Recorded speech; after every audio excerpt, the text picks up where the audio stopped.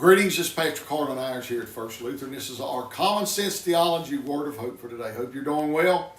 I want to talk to you about something that I see happening. A lot of folks, and especially in the Christian world and just in the world in general, have decided that it is much easier to join together and decide what we're going to complain about rather than how do we actually fix an issue? How do we fix a problem?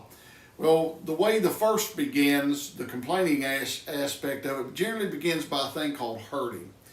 And generally what happens is you have some very loud voices. You've heard the adage, the squeaky wheel gets the oil. Well, there's a lot of people who believe that is true.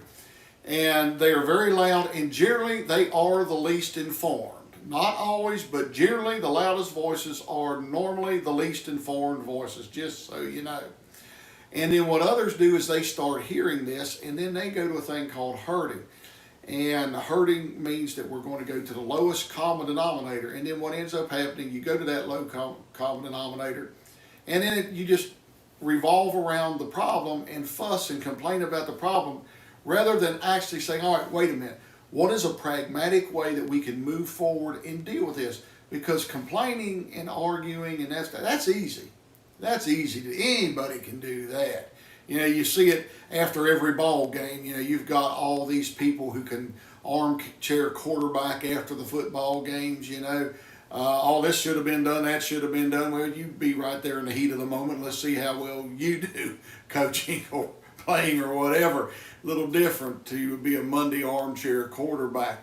But it's another thing to be a person who wants to sit down and deliberately seek solutions to fix problems and to find ways forward around maybe obstacles or things that have been placed in the way. This is what leadership really does. On every level, I don't care if it's in the local church, I don't care how high it goes. If you're going to be a leader of any type, you've got to figure a way to help alleviate problems and fix things rather than the quick fix or maybe trying to just have people complain. It's not going to work. Finding a way forward. That's what real people do. That's what Jesus did. He made a way forward for us when there was no way.